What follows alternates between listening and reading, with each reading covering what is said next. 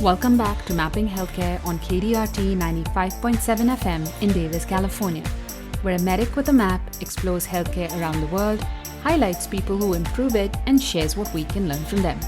This is your host, Dr. Sheikh. Too little, too late, and too much, too soon. These situations sometimes describe maternal healthcare around the globe. There are situations where birthing mothers have inadequate resources and care that they can't access until it's too late. And this causes maternal medical problems or even death. In other cases, there is over-medicalization of normal pregnancy and birth, and unnecessary use of procedures like C-sections that can be harmful when overused. It's a common perception that overuse of procedures happens in high-income countries, and underuse of potentially life-saving procedures happens in low and middle-income countries. But it's not so cut and dry. Social drivers of health lead to both these extremes going hand in hand in many countries. In this and in the next episode of Mapping Healthcare, we're dealing with the delivery dilemma and the C-section paradox. The rising rates of medically unnecessary C-sections globally and the underuse of C-sections when they're really needed. Let's start with the basics. What exactly is a C-section? It's a surgical procedure that, when medically necessary, for instance in cases where there are issues with the placenta or uterus or the fetus, can prevent maternal and infant complications and death. It's a common assumption that Julius Caesar was the first person to be born via this procedure, and so it's named after him. But there isn't any historical evidence to support this claim, and the C-section procedure was actually used even before his time. The word caesarean most likely comes from a Latin word that in English translates to cut. According to the World Health Organization, the rate of medically necessary C-sections should fall somewhere between 5% and 15% of deliveries. There are many reasons that come into play for a birthing mother to not get a C-section when it's medically needed. There may be limited access to surgical capacity in hospitals, especially those in rural areas. Many public facilities face shortages of obstetricians, gynecologists, and anesthetists. There could be a lack of essential equipment and blood storage facilities, and this limits the ability of the hospital to manage obstetric emergencies that require a C-section. Transportation challenges can make it difficult for women, especially those in remote and rural areas, to reach facilities that can perform emergency C-sections. Economic barriers could make this procedure unaffordable for many. Literacy and educational challenges make this problem even more difficult to solve. And finally, distrust or lack of confidence in the quality of care at public hospitals can drive people who can afford it to private healthcare facilities. This then leads to a skewed system. The poor are underserved in the public sector, while the wealthy are often overtreated in the private sector. Our guest in today's episode of Mapping Healthcare is Dr. Abha Mehndiratta. Abha is a pediatrician from India and a non-resident fellow at the Center for Global Development. She's also a director for the Institute for Healthcare Improvement and supports healthcare improvement work in India and Bangladesh to improve clinical outcomes for mothers and newborns. Abha and I talk about work that her team did in the state of Bihar, India, to increase access to medically necessary C-sections at public hospitals. The views expressed on the show are mine and those of my guests. So, Abha, welcome to Mapping Healthcare. You are a pediatrician just like I am, and you work on supporting healthcare quality improvement work in India and Bangladesh to improve clinical outcomes of mothers and newborns. So tell us a little bit about your educational background and your career journey that led you to leading this project in Bihar that we will be talking about in this episode of Mapping Healthcare. Thank you, Ulfit. Thank you for inviting me. It's a real pleasure and honor. I was academically inclined, and after graduating as a medical doctor and becoming a pediatrician and also practicing pediatrics for a few years, I was going through a period of intense personal reflection, and I was actually reading a book which probably would have heard, Alchemist. And there was a paragraph in that in which it said that when we are very young, we truly know what we want to do. And we hear a lot of people saying, no, maybe that's not the right thing to do. And we slowly start forgetting. And I was reflecting on what did I really want to do when I was 14 or 15. I wanted to do something which was more around catalyzing change and bringing about social change. And I took that leap of faith and saying, okay, let me try doing something which helps me move forward towards what I really want to do. And at that time, this is in 2011, I joined a nonprofit organization called Access Health International. They were looking for a clinician to start a new project, a quality improvement project. It was a completely uncharted territory within the organization. Nobody had done QI. I had no previous training in QI. And as soon as I joined, they sent me to do the Improvement Advisor program of IHI. And I felt like, oh my goodness, I really don't know how to how to do this. And I felt I was at the deep end of the pool, and either I would sink or I would need to very quickly learn to swim. And I started off with a small project, which was in a NICU in Hyderabad, where we used QI tools to decrease healthcare associated infections. And while I was learning, I had to quickly also bring in more hospitals. And we brought in a first newborn care collaborative to decrease healthcare associated infections in India and got 6 leading neonatal care centers to participate. And that project was very successful. Also, at that time, I realized that I really love what I'm doing and I need to get a more formal training. I started doing a lot of other work in public health. So, two things happened. One, I applied for the Fulbright scholarship and I got that and went on to do my master's in public health at Harvard. And over time, I've also supported QI work in other countries. So, yes, in Bangladesh, but also in Indonesia. It's been really exciting and fascinating the last 2 decades on how my work has transitioned from being a provider looking at individual patients to, of course, looking at impacting care, but more at the system level. That's a fabulous story, Abha. And you're a person after my own heart, a pediatrician with a background in public health and who works in quality improvement globally. I couldn't think of a better person to chat with today. We're talking about this paper that was published in British Medical Journal Quality and Safety that specifically has to do with your work on trying to increase cesarean section rates in the state of Bihar in India. And your team was dealing with an issue that many countries across the world face. There are parts of India where cesarean C-sections are overutilized, but there are also areas where health systems struggle to improve access to and the quality of cesarean sections. In this case, women who come in for childbirth in the public health sector, specifically in district hospitals in the state of Bihar in India. So tell us about the current problem of lack of access to C-sections in this geographic area, some of the reasons for this issue, some medical or social contexts that play a strong role. So, Bihar is in the eastern part of India. Since independence, it has been less developed as we compare to the rest of the states in the country. It's a very populous state. It's the third most populous state in India. There are about 130 million people who live in Bihar. And at the time when we started the project, it had, and it still continues to have, a maternal mortality ratio which is higher than the national average. And at that time, it was 149 per 100,000 live births, while the national average at that time was 113. Now, access to C-sections, even in the state of Bihar, in the private sector, is not that much of a challenge. But it is when we look into the public sector, which has problems unique to it. One, are they adequate human resources who are qualified and trained? And if they are they there available on time when you really need them to be?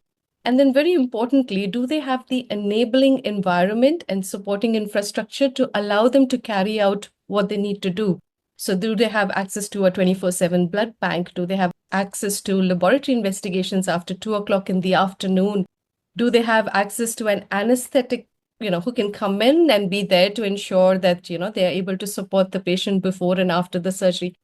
In public hospitals in Bihar, we found, and I'm talking about the work that we did, it was in district hospitals, It was across 10 district hospitals geographically spread across the country, where when we looked at baseline C-section rates in these public hospitals, they ranged from less than 1% of total deliveries. So you can imagine very few women were really being offered C-section if they needed it, to some of the hospitals, even at the baseline, were having as high as 16 to 18%. So there was quite a bit of range across these 10 hospitals, but most of them, 8 out of 10, had C-section rates which were less than 10%.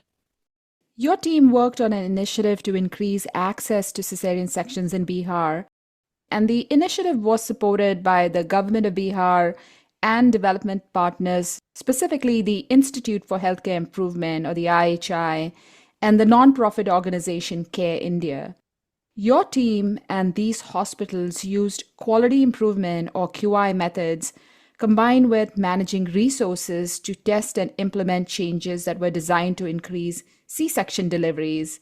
And your studies looked at a set of hospitals where these interventions were implemented, and then you compared your results to a set of hospitals where no changes were made as part of this initiative. So tell us about this project. What were some of the changes that were made? How did you go about making these changes? I think the first most important thing that we did was really about building will and getting leadership support right at the senior most level. So that meant engaging Secretary Health, who is responsible for health in the state, the Principal Secretary of Health, and also the leaders at the district level. So we started in February 2018 with a workshop which was chaired by Secretary Health and attended by the civil surgeons and district program managers of these 10 districts from where these participating hospitals were coming. And very importantly, we shared their baseline data with them so that they could see where the baseline C-section rates of their own health system hospitals was. If you would look at the data, you would find that in the 8 hospitals which had C-section rates less than 10%, the first increase happened very soon after this leadership meeting that we had. And the second also happened where we had, again, a very senior leadership review, which was also combined with infusing more resources, particularly human resources, into the health system. So it really brings forth that the changes that we introduce, when you have leadership support and motivated frontline teams, it allows those changes to hold on. The second important thing was about building QI capability. At IHI, we have an improvement coach program, which was offered to members from the participating teams. We had 3 to 4 members from each of the hospitals come and participate in this workshop. That was really critical to empower the team so that they can systematically apply QI tools to diagnose the problem. They can understand their own data, look at their baseline data, and when they're systematically applying changes, see whether those changes are actually bringing about improvement or not. So empowering those teams was really important. But then coming to specific changes that were actually tested, improving inputs by engaging leadership.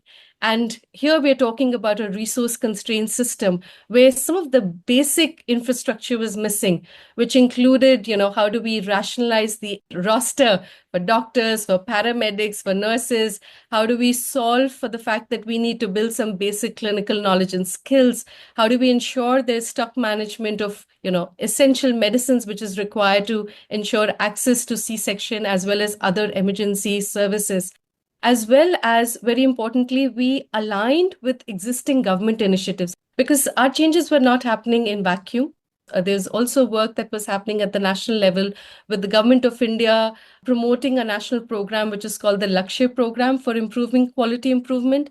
At the state level, the government was also putting in resources to redesign the maternal and child health spaces. So we leveraged existing resources that were coming out. And because we had engaged and empowered QI teams, they were able to capitalize on these changes, which were happening across the state. The second thing was about strengthening the data system. One was, of course, building capability of the team to look at their data. And this was at all levels, from the frontline teams, from the nurses and doctors, the hospital managers, the leaders in the hospital, the district leaders, and the state leaders. Everybody knew every month what's really happening. So that was important. Secondly, we also worked with the teams to improve the basic documentation that was being done. The third thing was about the quality of the clinical care, and which, as I mentioned, there was existing work being done by Care India. They had an Amanat training program, which was looking at building capability of both doctors and nurses. So for nurses to be able to triage, to identify mothers who had indications for C-section, to be able to create in collaboration with local administration emergency response teams, where they had a mechanism to do timely communication to the administrators as well as to the doctors, to get that team in place to be able to respond in time to get the C-sections done. And lastly, the fourth driver was the quality management system, building capability, creating functional QI teams within the facility, but also making sure that the work that the QI teams was doing was displayed through visual displays at the hospital level, but also communicated in the QI committee meetings that were held at the district level and also escalated when required at the state level. So, Abha, this was a really comprehensive intervention. And there are 36 district hospitals in Bihar, and they provide childbirthing services to between 600 to 1,200 women each month. And your project worked with 10 of these hospitals. How did you adapt your approach for increasing C-section rates to local cultural factors and the context and the setting? What types of factors did you have to consider when planning the implementation of this intervention? As you mentioned, Bihar, the number of deliveries that take place in each of these district hospital varies quite widely. In some months, it's as low as 500 to 600, but in some places, at some time of the year, it goes up to 1,200 to 1,400 per month. And the reason being, as I mentioned, Bihar has limited opportunities for employment, and traditionally people migrate to other states. And during the festival season in November, a lot of people come back home, and we see that, 9 months or 10 months after that, we have a lot of babies who are born. And that's why there's this big surge of deliveries that happens at that time. In terms of culturally appropriate, I think we required to spend a lot of time really understanding the complexity of the Bihar healthcare system. I would just mention that Bihar is a very complex and difficult healthcare system for any clinician to work in. And when we started the work, we were often told that, doctors here really don't want to come in the afternoon. They don't want to come and operate. And when we actually engaged with the clinical team, I was so surprised to find such motivated, brilliant healthcare providers who really wanted to do more, but they needed more support. They wanted the system to support them more so that it's feasible to do. So, for example, if you have one anesthetist posted in a hospital, how can you expect that person to be available 24/7? Or if you have a district hospital which has just a blood storage unit, doesn't have access to all types of blood groups 24/7, and how do we expect them, particularly in Bihar, where we find that there's very high level of anemia? If they have a little bit of bleeding or they require a surgery, they really do need access to blood, and which was one of the important interventions that we had to focus on. So contextually, it required the healthcare system to create a more enabling infrastructure for the clinical providers to do the right thing. They always wanted to do the right thing. They were just not able to do it, is what I would say. Thank you for sharing the changes that these interventions resulted in. This was a big initiative. It was ambitious. Tell us about some of the biggest challenges your team faced during the implementation of this project, such as things that didn't work as well as you thought they would, or issues around sustaining improvements. There were definitely challenges in sustaining improvements. I do want to mention these district hospitals are referral hospitals. They get a lot of the complicated cases from the primary and community health centers to these district hospitals. So I would expect the need over there for C-sections to be even more than 10%. So we were able to improve, but not meet all the need that was there, very importantly. There were many reasons for that.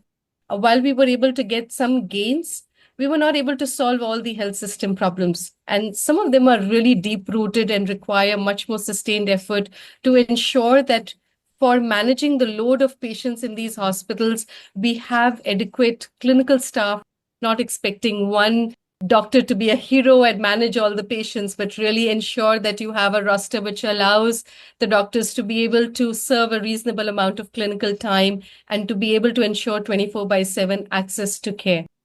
And we were also not able to solve for some of the other broader health system issues, which were whether it was in relation to making sure that the lab is available 24/7. We were able to do it in some of the hospitals, but it requires more fundamental, deeper changes in the health system to be hardwired for this to be sustained and continued.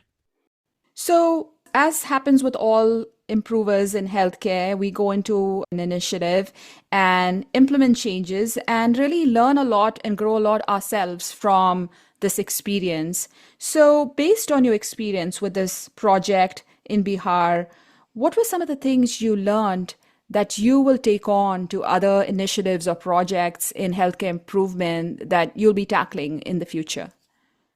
So many lessons, I would say. I think to begin with, getting the right leadership support is so critical. As I mentioned, that when we engaged with the Secretary Health initially, he was quite doubtful, is this really going to lead to an improvement? And he actually made a few months into the project, he made a surprise visit to one of the district hospitals and said, I'm tomorrow going there. Please come over there and I'll see the work that you're doing. And he actually spent like really getting a leader walking the talk and spending an entire day at the district hospital to understand the work. Showed so much of commitment. And once he understood how it was benefiting, he was able to give us all the required support. Second, identifying champions. As I said earlier, I heard from so many people, Bihar is a difficult place to work and doctors over there are not interested to work. And I can't tell you such amazing clinical champions I've worked with. In one of the hospitals, the orthopedic surgeon came forward and said, I will start doing C-sections if, we do not have a doctor available. I had a general surgeon coming forward in another hospital. I know it's not sustainable. To get things started, we had, surgeons from other specialties coming forward. And I want to make a special mention of a clinician called Dr. Vinita. She's from Vishali District Hospital, which was, as I mentioned, the pilot hospital, which really shone the light on what needs to be done. And she was the one who really, really gave me hope. And she shared her story. I asked her, I said, ma'am, what motivates you? You have a thriving private practice. You have, so much of time you spend anyway to the public hospital, and you still find time to do this QI work. So we had 3 learning sessions where we brought all the hospital teams together to learn from each other. In one of the learning sessions, she had a fractured leg and she still came all the way. And I said, ma'am, what inspires you? Why do you still come? She said, I belong to the district of Vishali. And she said, my father was a doctor and he served that community. And I feel so much needs to be done and I'm not able to do it. And now I find that there's an approach where I can do better, I can do more. And that's why I want to do it. So as I said, finding the right clinical champions who can really move this work forward. And then, of course, you really need to follow the rigor of QI, ensure that the work is guided by data, and you are systematically applying and using QI tools so that the work is not ad hoc, but really leveraging quality improvement methods to the fullest. So those are the 3 things I would say. Definitely wise words from an experienced improver. These are lessons that we all need to remember for sure.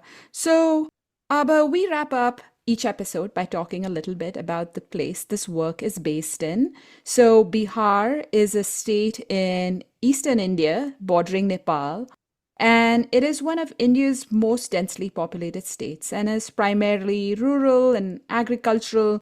So think back to the substantial amount of time you spent working in Bihar on this project.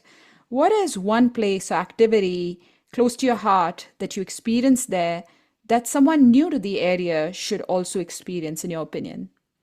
So I visited in Bihar a place called Bodh Gaya. It's the place where Gautam Buddha, who is the founder of Buddhism, actually got enlightenment. And there is the big Bodhi tree over there. And below that, there is a beautiful temple. And I cannot even describe that experience. I would recommend people actually go there and experience it for themselves, because the silence and peace that I experienced in that area was indescribable, as I said. Bihar has been the cradle of civilization, not only Indian civilization, but globally, it's one of the oldest civilizations in the world. And Bihar saw at its, when it was at its zenith, such a huge amount of research and thinking around the fields of astronomy, mathematics, science, the arts. One of the oldest universities of the world, Nalanda University, is actually in Bihar. And it's quite a paradox to look at what the history was and to look at what the present is. But I always say that we can reflect on the history to look at what Bihar's future can be. So I feel this is a place with immense potential and, of course, deep civilization. And so, Abha, thank you for highlighting some of the special features of the state you worked in, the motivated, hardworking clinicians you partnered with, and highlighting how identifying clinician champions is key to some of these improvement efforts that are large scale and that really need to pay attention to context. So, Abha, it was really a pleasure having you with me on Mapping Healthcare today. I really appreciated your insight on this issue of increasing access to cesarean sections to make sure that we have healthy mothers, healthy babies. Definitely an issue close to my heart as a pediatrician and close to your heart as well. Thank you so much, Abha. Thank you so much, Ulfit. Thank you so much for having me.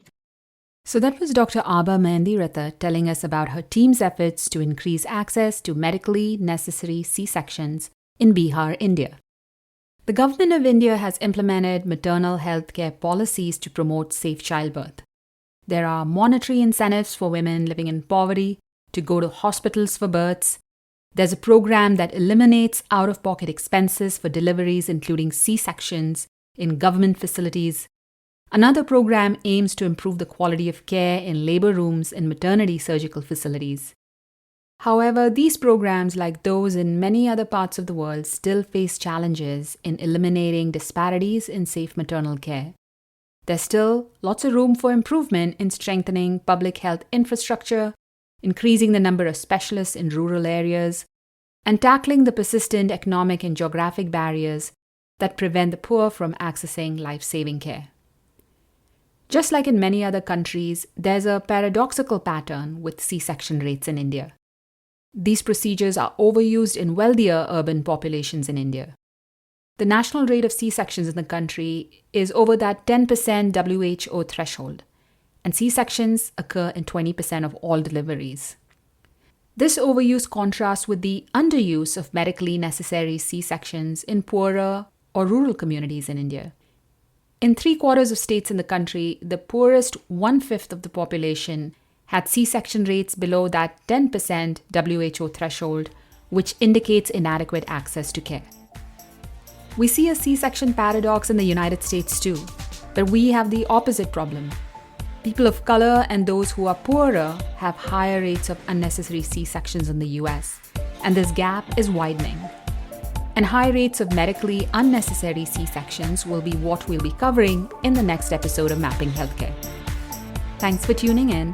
This was your host, Dr. Sheikh. You are listening to Mapping Healthcare on KDRT 95.7 FM. Please connect with the show on Instagram at Mapping Healthcare to share your thoughts and ideas for future episodes or guests. You can hear Mapping Healthcare around the world anytime on kdrt.org and wherever you get your podcasts. If you enjoyed this episode, please don't forget to subscribe and leave a review.